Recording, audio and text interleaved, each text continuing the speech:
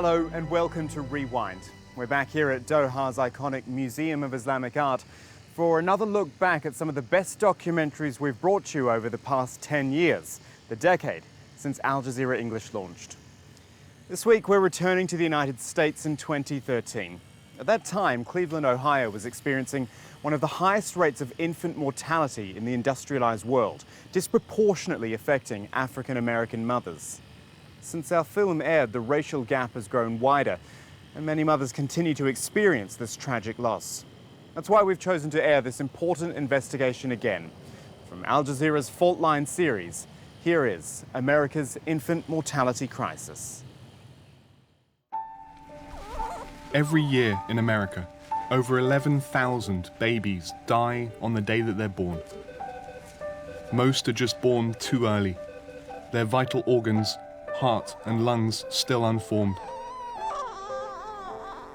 Even those who survive beyond 24 hours often die before their first birthday. But if the baby is African American, they are more than twice as likely to die. Fault Lines travels to Cleveland, Ohio to look at what's causing these deaths and to try to find out why the United States has the worst rate of infant mortality in the industrialized world. It's Monday morning in Cleveland's Metro Health Hospital.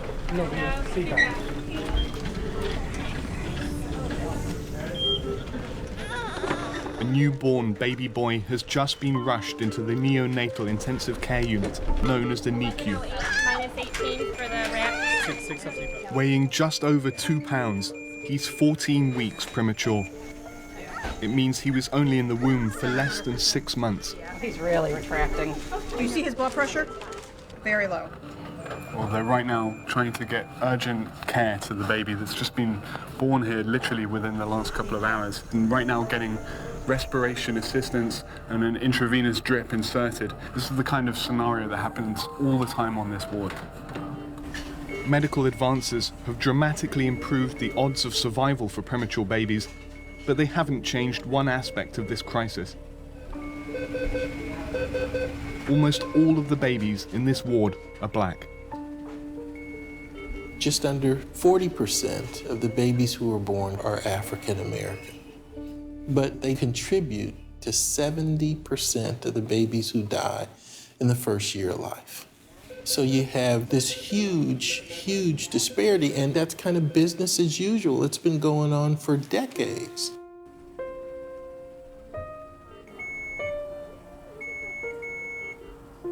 Baby Tyrione is just hours old, but he's on a life support machine. The nurses are worried about his chances of survival. Tyrione is so premature, he can't breathe without a machine pumping oxygen through his tiny lungs. It's an extreme measure for such a small baby. It puts him at high risk for infection and internal bleeding.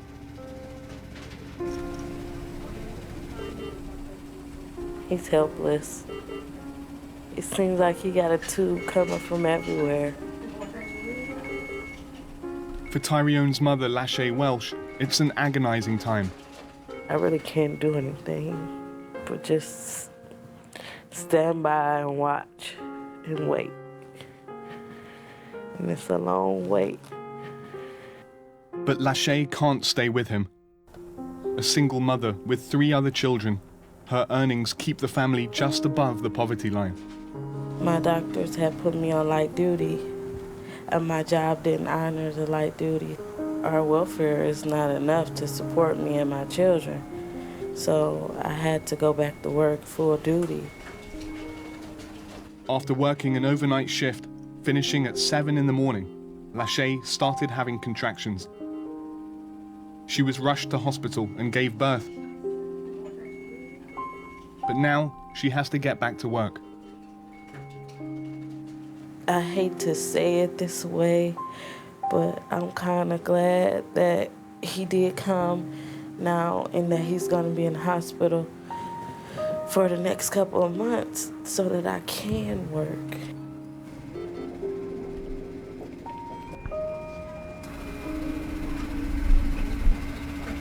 That's actually oxygen being pushed in. Yeah, it's sort of in waves. Even if a baby can be saved in an NICU, it's an outcome and a cost doctors say could be prevented. You're literally talking about several $1,000s per day. So if you have a baby who's been in the hospital for 8 months, the math is pretty easy. You're closing in on $1 million of care just to get that baby home. If you could prevent one of those preemies, you save the system hundreds of thousands of dollars. That's why, you know, access to care and prenatal care is so vital. If you have to have a baby born prematurely, the United States is one of the best places in the world for that baby to be born. Our neonatal intensive care units are some of the best, if not the best in the world. That's not the point. Dr. Arthur James is one of the leading infant mortality experts in the United States. He says that the heart of the problem lies outside of the hospitals. Unfortunately, in this country, when we experience families who are in crisis, we generally throw everything in the kitchen sink at them to try to assist and help during that period of time. But we are not anywhere close to being that vigilant about trying to practice preventive medicine, about trying to keep families out of crisis. Everywhere you look in Cleveland, it seems those crises are playing out. Right here, the last one. Yep. In a corner of a public cemetery, 24-year-old Lene Earl is visiting the grave of her infant son, Jason. He died 2 weeks ago. The burial sites are marked with nothing more than wooden sticks, but each one represents a story of personal loss. It's just a number. And it just don't feel like people right here. Just a bunch of dirt.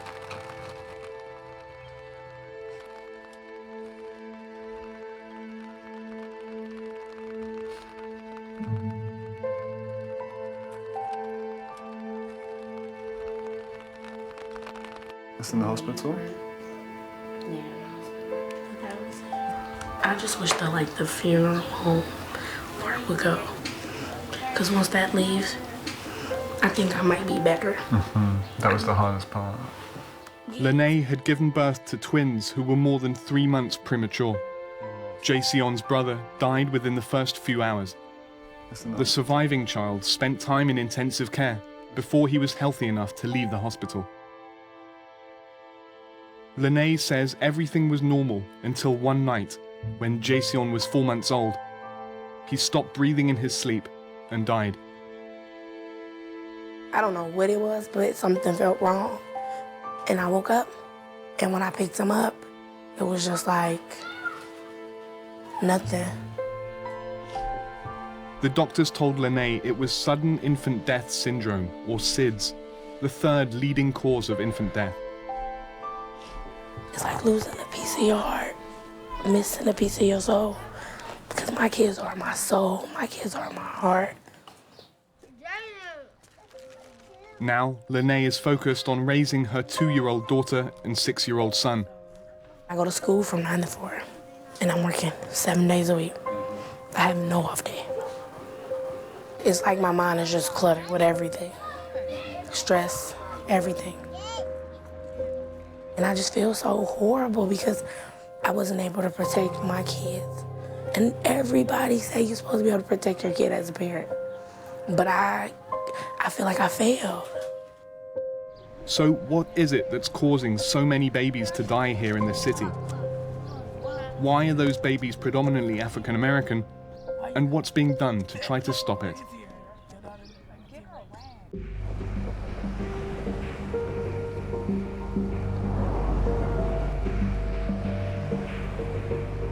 The reasons for infant mortality are complex, but what everyone agrees is that poverty plays a part. The rates are worst in the cities of the South and the Rust Belt, with their legacies of economic collapse and racial division. And one of the hardest hit cities is Cleveland. Here, the unemployment rate for whites is around 6%. For African Americans, that number is almost 3 times higher. Like many cities across America, the sight of boarded up businesses and devastated neighborhoods is something that's become increasingly common. But what's remarkable about Cleveland is that it also happens to be the worst city in the entire United States for infant mortality. In Cleveland, there are neighborhoods where the infant mortality rate is worse than that of countries like Guatemala, Botswana, and even North Korea. Eric Price is a lifelong Cleveland resident. He says the scale of the problem is the product of living in a forgotten city. Used to be a great area. It was great for bringing up kids. It was great educationally. It was a middle class, typical middle class, Midwestern neighborhood. Eric remembers these neighborhoods as prosperous places when transport, oil and steel drove the city's economy. But now there are no jobs. Of course, there's no money. They even start tearing down schools. They didn't care about our educational systems. They didn't care about our health care. You know, I know parents who struggle to feed their kids on a daily basis. We literally have nothing. With the collapse of those communities have come soaring rates of infant mortality. Factors that social historians of the city say are inextricably entwined. Sometimes we want to deal with just the medical piece, which is really important, right? Because people are dying, babies are dying. But we also have to then look at what is feeding that continuously. And if people don't have access to good housing, if they don't have access to healthy food, if they don't have access to money to buy food, all of those things, then we're going to continue to see these kinds of statistics. 21-year-old Ariel Smith is homeless, unemployed, and 8 months pregnant with her first child. The father of her unborn baby was sent to prison 2 months ago. She's been struggling to get by ever since. The situation that I'm in is not a situation for anybody pregnant to be in. To be homeless and then to have a child on the way is just the worst situation that I feel like I could possibly be in. Ariel has known hardship her entire life. She was raised in foster care, and she says her baby will be the only real family she has ever known. I feel like I don't have anybody. My son, that's gonna be my heart. Like, no, he gonna be everything to me. Like, and that's somebody that I'm gonna love unconditionally no matter what. Ariel's only support is Charles Retter Wynn, a community health worker. Charles Retter works for a program called Moms First that supports new and expecting mothers in Cleveland's toughest neighborhoods. Well, when I got hired, I was just supposed to provide the women with information and support, refer them to an organization that can help them get some of the things they need for their babies, because a lot of babies were dying in this neighborhood. But over the years, Charles Retter has been doing a lot more than just offering health advice. This is the first chance she had to get. She spends most of her time helping women navigate what she says is a broken welfare system. I need people to work with me, you know, so we can help the situation. Today, Charles Retter is helping Ariel get food assistance that has been slow to come. You know, she said she still ain't got her benefits. She 8 months pregnant. Now, if she had had the benefits at 6 months like they were supposed to give them to her, she would have had $75 to get her low-income housing. Now they put her back on the back of the burner. She still ain't got her benefits. Okay. The coupon's gonna start today because you missed the month of April. They're gonna start the 24th to the 30th. You have to go to 5 different interviews before you get your cash assistance. So it takes a while to get them. Sign these on one side. I don't want to have cash benefits for 36 months. I don't want to have it for 12 months, but you know, like I want to really depend on myself. But at this time, I do need help, so. Ariel wants to pursue her education, but was told that she wouldn't be eligible for welfare unless she took an unpaid job, even though she's pregnant. It's life. For me, anyway, it's life, so I have to deal with it. There's no other way around it. A lot of times, programs and stuff, all they care about is numbers. They don't care about people, so I care about people. Charles Retter is convinced the system is failing to address the root causes of problems that it was designed to solve. They need the assistance they get. Stop cutting these programs that's helping people. If it doesn't change, you're gonna see more violence. That's what you're gonna see. You're gonna see more violence. You're gonna see more babies dying. You're gonna see more family tragedies. That's what you're gonna see. Cleveland hasn't always been the worst city in America for infant mortality. But while the problem at a national level has actually been improving, Cleveland's numbers have been getting worse. Cleveland's infant mortality figures are tracked by the city's Department of Health, so we've come here to City Hall to speak to the person in charge and ask what they're doing to address what many here are saying is a crisis facing the city. As Cleveland's public health director, Karen Butler is in charge of pregnancy programs like Moms First that are designed to help pregnant mothers. Despite the success of that program, some argue that it's only reaching a fraction of the population that needs help. Through this Moms First program, we have had tremendous success. In fact, our most recent reports on our infant mortality rate demonstrate that there has been a steady decline in the infant mortality rate of our participant population. The city of Cleveland, if you compare the rates, it's worse than any other US city. Okay, so that's... Were you aware of that? Not that we were the absolute worst, no. Did you think you were in the bottom 5? Cleveland is one of the cities, one of the major large metropolitan cities that has a major issue with infant mortality, as well as many of the other healthcare issues. But if you look at the picture of the city, the rates are worse than countries like Albania and Sri Lanka. That's surely not something you can be proud of. We're not, nor will we indicate that we're proud of our numbers. We're proud of the effort. We're proud of the effort that Clevelanders are putting forth to begin to address those issues. Thank you. Can I just ask about the women who are falling outside the net? Because yeah, we did this. Thank you very much. After walking out of the interview, we were told that the official wasn't prepared for such specific questions, even though we'd been clear we wanted to speak about infant mortality throughout Cleveland. Well, that was a surprising response to some pretty simple questions. And the interesting thing for me was that not only do the officials here in Cleveland not seem to want to talk about the citywide rate of infant mortality, they also don't even seem to know quite how bad those numbers are.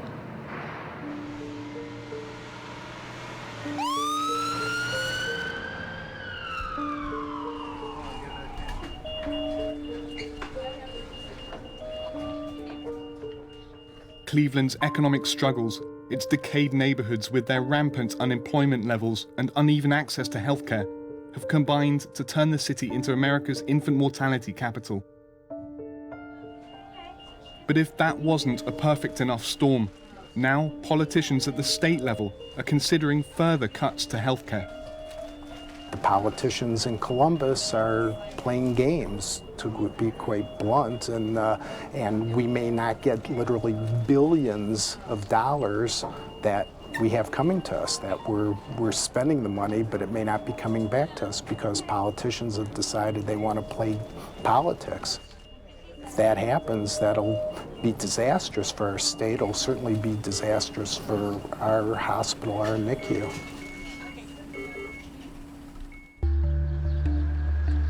This summer, Ohio's state capital, Columbus, was the scene of heated debate over whether or not to expand healthcare coverage for the working poor.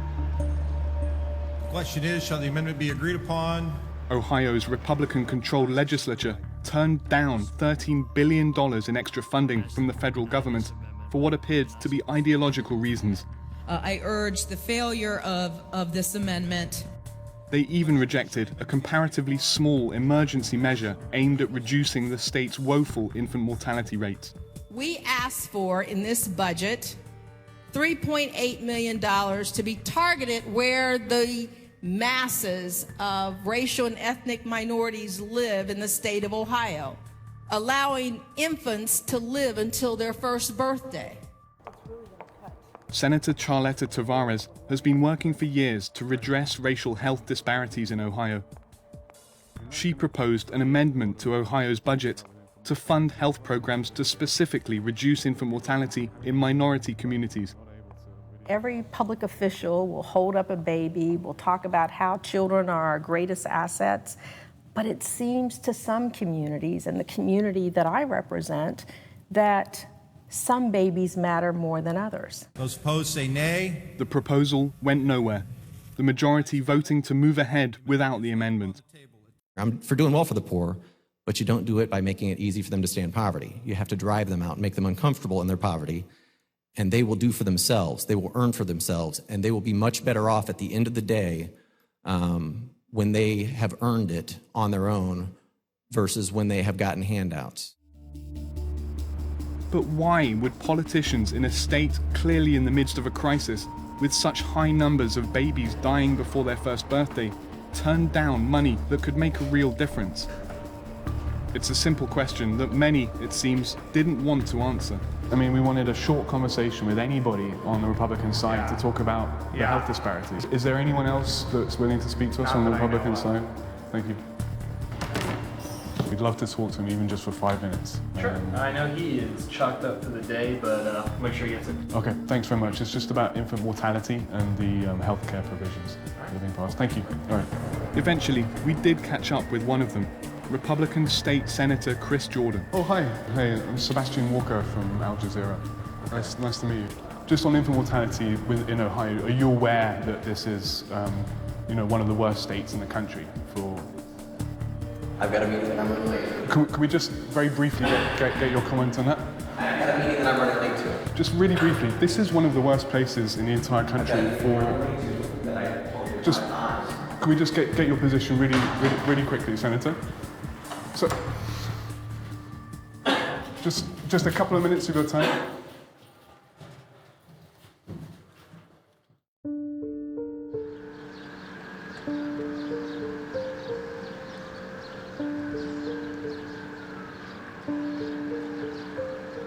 We live in a system where racism is still prevalent. And there are stereotypes and caricatures that follow certain groups of people, like low-income, single, black mothers, that you're not doing your best, you're living off the system, you're driving Cadillacs, all this stuff that has no basis in reality. Racism and poverty are intertwined. And I think each makes the other worse. But I think racism is the venom in the bite of poverty. I would say to the politicians, okay, to stop thinking about yourselves, okay? Start thinking about the people who put you in there. Okay, have some empathy for them. Have some sympathy for them.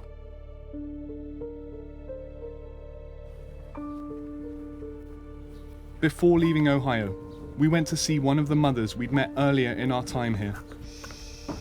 Okay. Ariel has just given birth, not to the boy she was expecting, but to a daughter, who she's named Samari. Samari was full term, but substantially underweight. She has several birth defects, including a cleft lip and palate. Once I saw her, it made me, sad, kind of depressed. But it's something that I eventually got over because, she's gonna be here regardless, whether her lip gets fixed or not, so. She's my daughter. She has to be taken care of. Ariel was still homeless and waiting for public housing to come through, but now with a newborn baby to take care of. So what kind of future are you hoping for Samari? I definitely want her to have a better education, and a better group of people to be around, a better society to live in. For the time being, we're here, so we make the best of it. But when I definitely get a chance, we definitely moving somewhere away from here. Okay.